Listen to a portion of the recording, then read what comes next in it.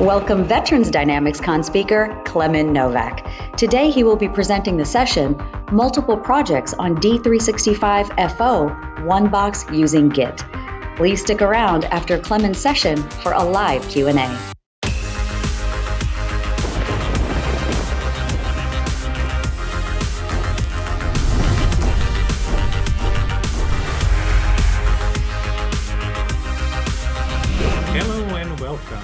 In this session, I will show you how to use multiple projects on D365FO OneBox using Git.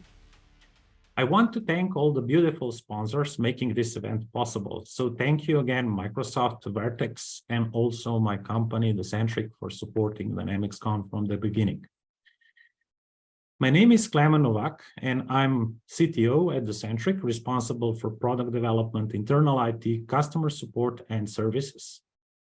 I love the D365 community, Microsoft technology, and sometimes I still get my hands dirty and write code, write articles, and present on similar conferences. So what's on today's agenda of our superheroes? In the session, I will only focus on how to use Git with D365FO, and will not go into the whole application lifecycle management process, as it's a longer topic to cover. First, we will start with the crash course on how to use Git. Then we will look into how to get started with a simple demo. Afterwards, we will go into more complex things in the code lifecycle and discuss about branching strategies, pull requests, and finally, we will look at the demo, how to have multiple projects on the same development environment using Git. So Git is a version source control system designed and developed by Linus Torvalds back in 2005 for the development of the Linux kernel.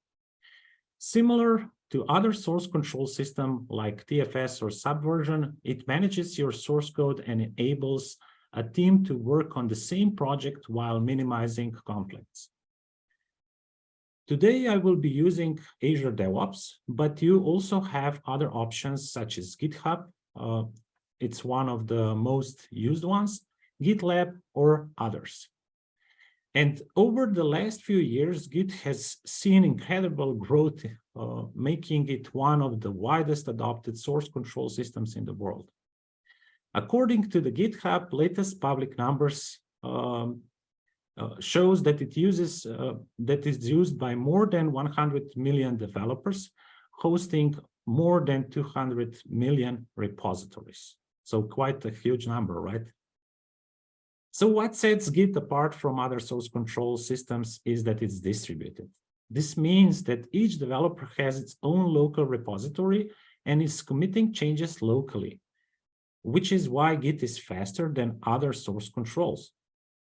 And the best way to explain this is to compare it to a non-distributed one like TFS.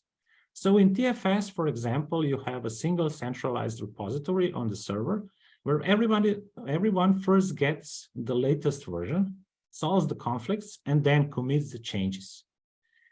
The first commit is named number 1, the second one number 2, and so on. But Git uses for commit name hashes. So each time you commit changes, a new unique hash is generated. And the idea of numbered commits doesn't make much sense in Git, as there could be hundreds of different versions of the same repository on different locations and being pulled from and merged into each other. Here is an example through a short story. So Daniel started with the Git source control at one point, and then Sarah joined with the new feature. At the same time, Jessica started to work on a bigger feature where she is merging from Daniel's repository. Then John cloned Jessica's code and started to create his own version of the project.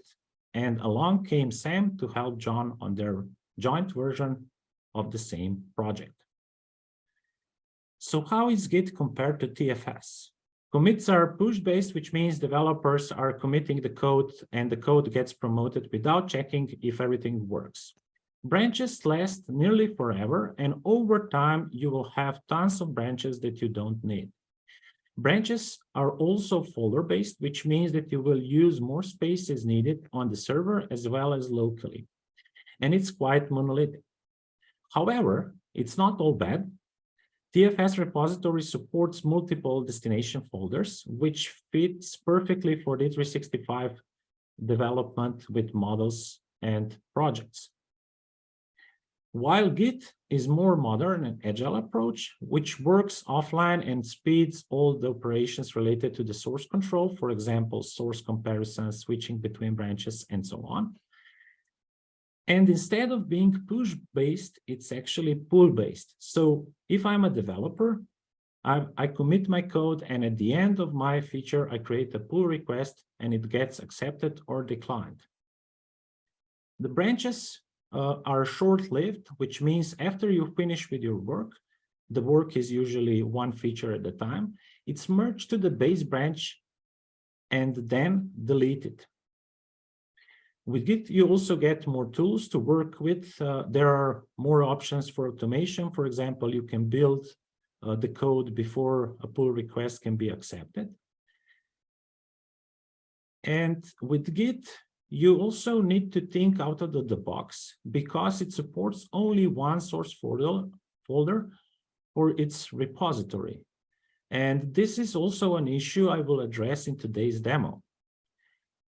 So Git is awesome, and it's really simplified our product development compared to TFS. So now let's get to the Git basics and see how it works.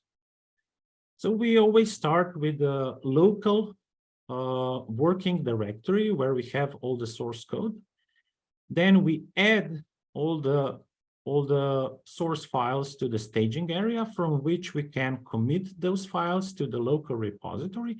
And once we have them in the local repository, we can push them to the remote repository and to share them with everyone else in my team.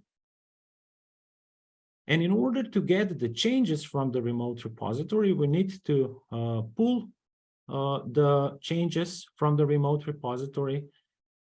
We need to check out the branch to get to start working on the current branch. And once I'm doing a feature and I want to get changes from other branches from other people, I also can do locally merge to my current branch from other branches. So now let's look at the basic Git commands, which everyone should know about. I've created a short cheat sheet list where you can find all those commands. Let's start first with configuring the environment. So the setup part, where we configure the user information like a username and the email. And the reason we need to do that is because Git uses public repositories, and that's the only way that you can be identified. Then once we set up the environment, we start by initializing the Git repository. So first option is to initialize a local folder by using git init. And the second option is to execute git clone command, where we fetch the data from a remote to our local folder. And once we have the Git local repository set up, we can then start changing things.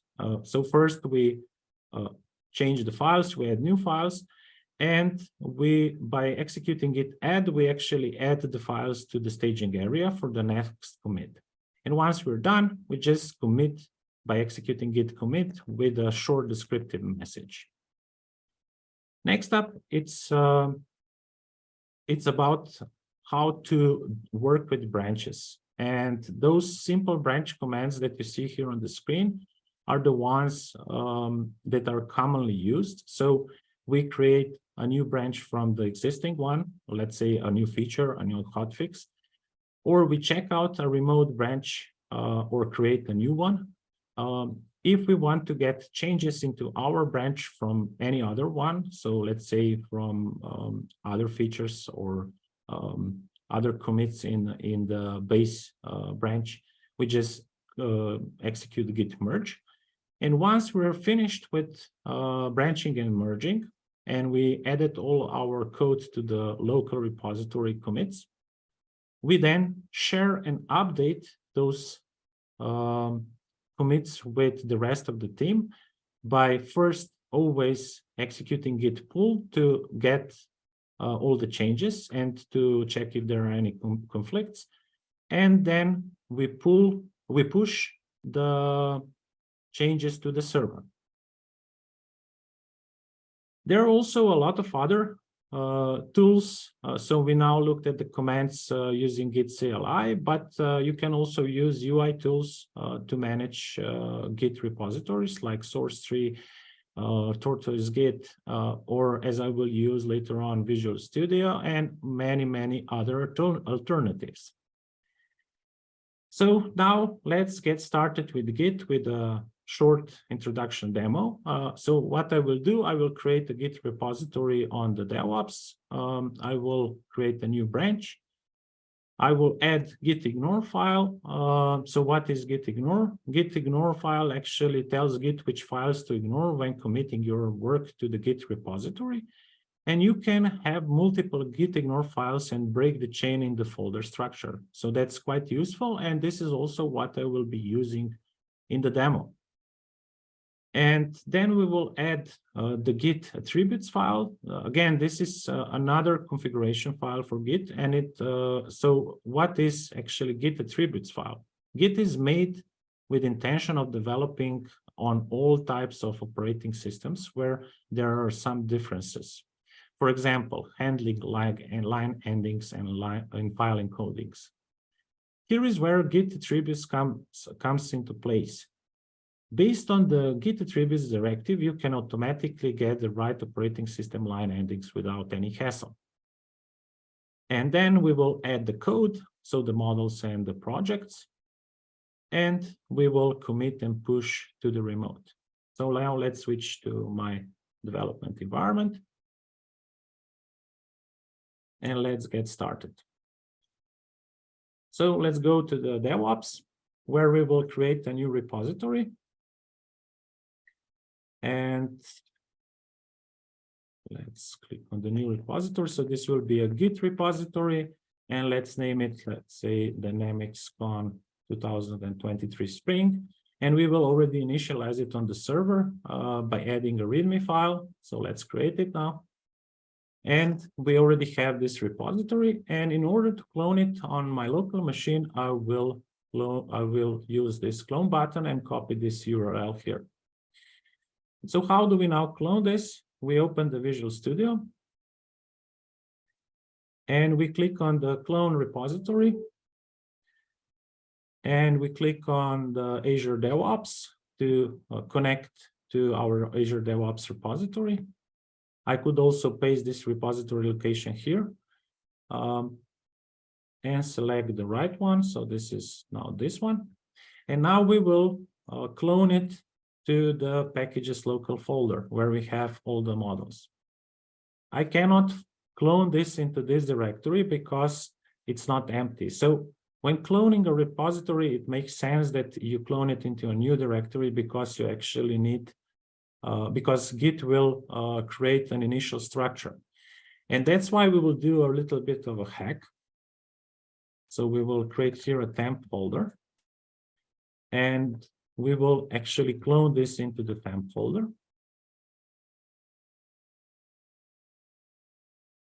Just to get the structure. Perfect.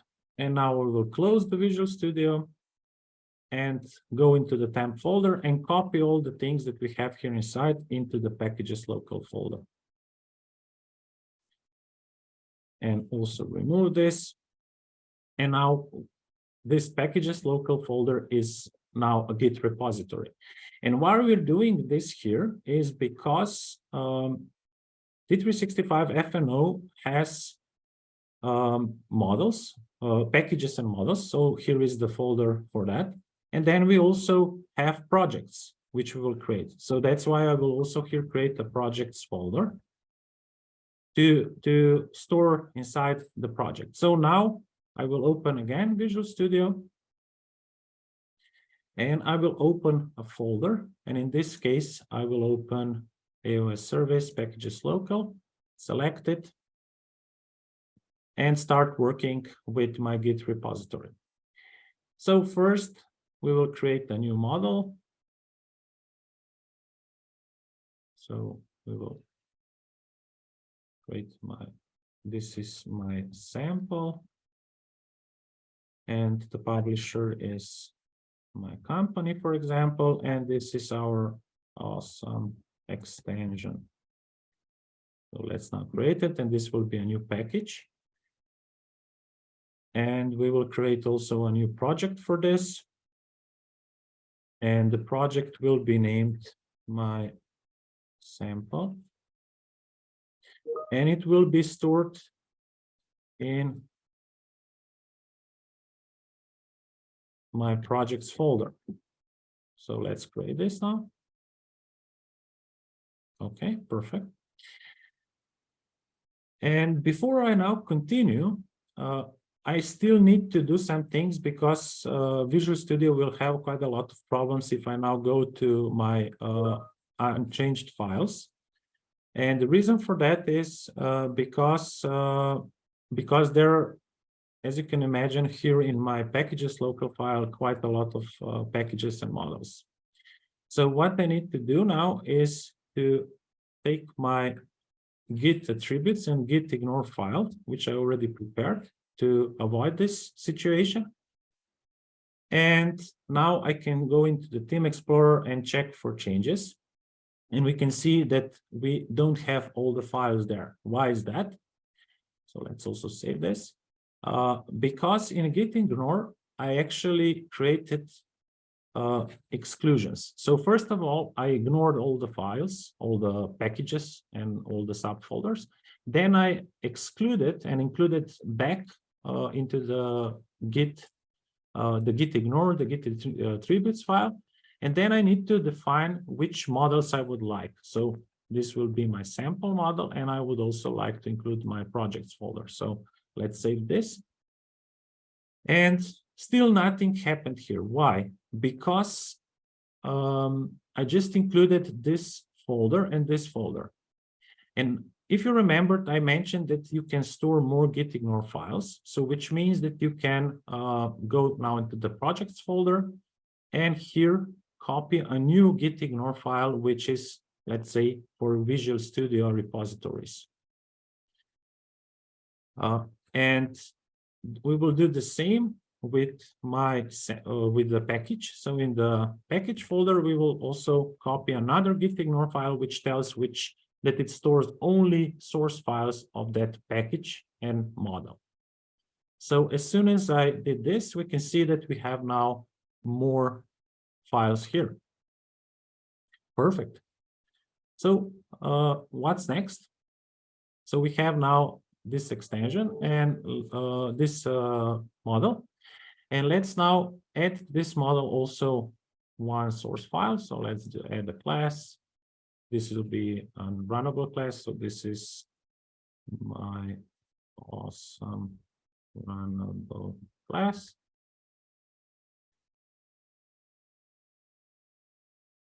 And let's add also an info message.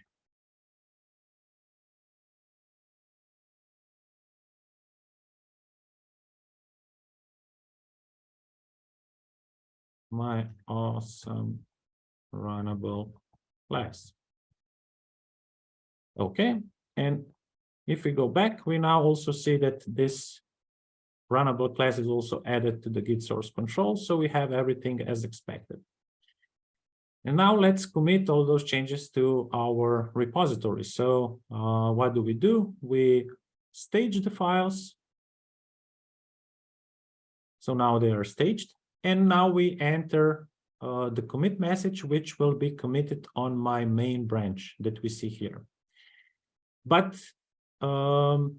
maybe we also have in DevOps a work item that should be related to this. So let's go back to the DevOps and go to our boards. And let's use, let's say, this work item. So how do we link it? It's quite simple. You just start typing the hashtag and you select the right work item ID. and then you write the short descriptive message, initial commit. So it's not really descriptive, but it will make the job done. And then we commit the staged file. And when we did this, if you remembered, Git is a local repository, so it's distributed. So the commit was done in my local repository, and that's why this message is here. If I want to sync to share my changes with the server. So if I again go on the server and check here in the repos and go to the commits, we can see that still that initial commit that once I initialized the repository. So my changes, local changes, are still not on the remote repository. So let's now sync this. And as you can see, I have waiting outgoing commits, which means that I could do another change. So let's say, and let's say we will add another message. So second one, save this. And again, we will go to changes. And again, stage that file. New message. And commit it. And now let's sync both of those commits. So as you can also see here, I don't need to have any connection to the internet to be able to commit things. And this is also quite useful because once I'm satisfied with all the things that I have done, I can then immediately push all the things, all the changes to the remote so that everyone else can see. So let me push this now. And now the changes are on the server. So let's check now again this. We see now those changes. And if we go to the files and here in my sample, in my class, I have now all those two messages. Perfect. So this is how easy it is actually to use Git. But of course, there's not out-of-the-box support by Visual Studio for this kind of repositories, and you have to put everything in here in the packages local folder, which is then quite a challenge if you are using multiple projects. Okay, so now let's go back to the presentation and go to more complex or advanced things. So we have already used one branch in the basic demo, but what are Git branches and what they are used for? So when you want to add new features or fix a bug, you create a new branch to encapsulate all your changes. Branch is a pointer to a snapshot of your code changes. And by default, and by doing so, you are easily working on a feature between releases, and it makes it harder for unstable code or not finalized code to get merged into the main code base. It also gives you a chance to review and approve the code by a senior developer, quality engineer, or product owner, for example, for checking the right naming conventions, coding rules, code simplifications, quality and security checks, and of course, giving feedback back to the developer. So let's now look at how to work with branches and see a few different branching strategies. First, we will start with a simpler one, and this is the main trunk-based branching strategy, or you might have heard its other name called GitHub Flow. It's commonly used in GitHub projects where you are doing daily deployments. GitHub Flow is a great option for SI or VAR partners, especially if you're doing daily deployments and you don't need to worry about the past releases. We can still mark the code with labels to have a pointer on the deployment which was made in the past. So let's see now how it works. We have a single long-lived branch called main, or in older days with Git, it was also called master. We start with the feature 1, then we introduce a small feature 2, and we want to deploy it. This is why we merge it to the main branch and mark it with the label called 1.1. Then we start with the small feature 3, and we also added the feature 4 and created a new version 2.0.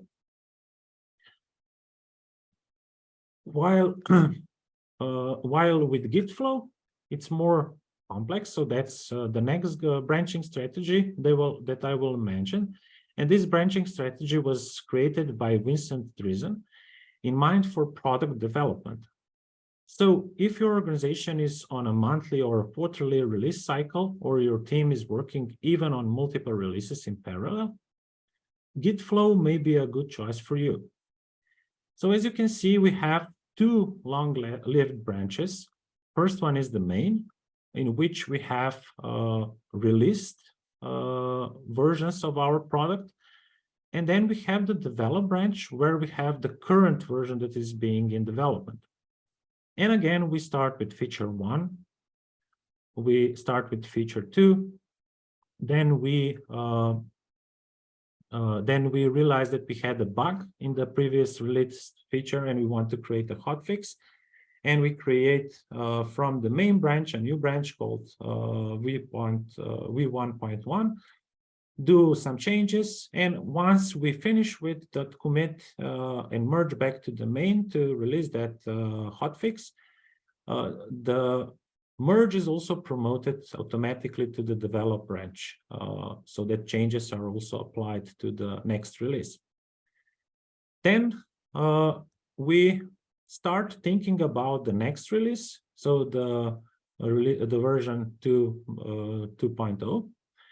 And we started from the development branch where we are preparing the next release. We do some changes on the release branch. And once we're done, we merge it to the main branch and also promote those changes that we did in the release branch to the development branch for next release. So let's quickly do a short comparison between the branch workflow. So with GitHub Flow, it's simple to use. It has only a single long-lasting branch called main, and it's intended for each day deployment. So for SI and VAR partners, is this something that I think it would be suitable for?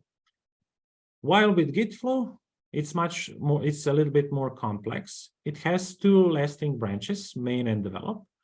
It's easier to create hotfixes and new releases because we always have difference on the main branch and on the develop branch. So we always know from which one we should create the hotfix and from which the release.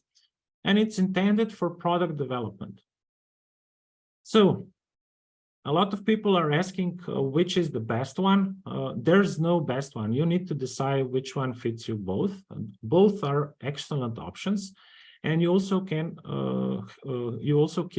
keep in mind that development process is constantly improving, and we can change the branch workflow later without hassle because branches are only pointers to the commit history. So let's also talk about pull requests. So what are pull requests and how they can be related with branches? So we create a branch for the new feature and we test the development. And when the development is done and the code is well tested, so that's really an important thing for all the developers, we create a pull request to let others know about our changes. We push to a branch in the repository. And once a pull request is opened, you can discuss and review the potential changes with collaborators and add follow-up commits. And after all the reviewers accept the change, we can then merge all the changes into the base branch. Perfect. So now we went through the most of the, let's say, basics of Git and branching strategies and so on. So finally, I hope you're all eager to see now how we can have multiple Git repositories, or should I say project on the same D365FO OneBox machine. So let's get our hands dirty. I will again switch to my virtual machine. And I will leave this sample here. And what we will do, we will go to a source folder somewhere on my disk. So let's say this will be a Git folder where we have all the projects, all different projects, all different repositories, Git repositories. I also already prepared 2 Git repositories. So if I go now to my repositories, we can see that I have project 1, project 2 here in my same project. And I will clone both of them through Visual Studio. And this is a template, how you can do that. And I also published this template on GitHub. So I will also paste this link in the chat window. And you can clone it and use it as a startup template. And you have also all the instruction on how to do that. And in order to be able to have multiple projects, I used symbolic links to map the packages and models back to the packages local folder. So I will show you that in just a minute. So let's now clone the repository. First, the project 1. So I will copy this URL. And let's now close this solution and clone a new repository. So I will go to Azure DevOps and I will copy this folder. And we will first clone the project 1. And this will be the destination folder.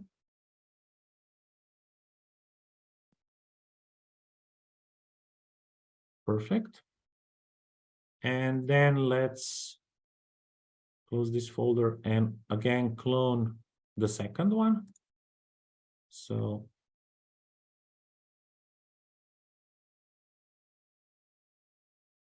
the second one is now project 2, and this will go to project 2 folder.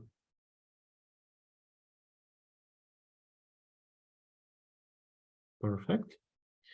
And now before I continue and open the project and to see the source files and so on, I need to create symbolic links to my packages. Why? So let's now close this.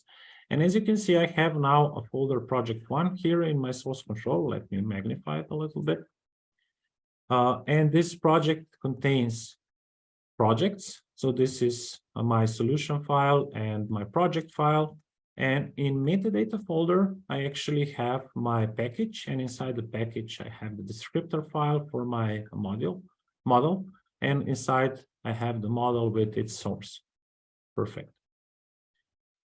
So how to now make this metadata folder or the packages inside visible to D365? For this case, I created 2 PowerShell scripts. One goes through the metadata folder and creates symbolic links for all the packages inside. And the second one removes those symbolic links from the packages local. So if I now open the PowerShell with as administrator, I can now just run the script to create symbolic links. And we can see that it was created for project 1. And let's do the same for project 2.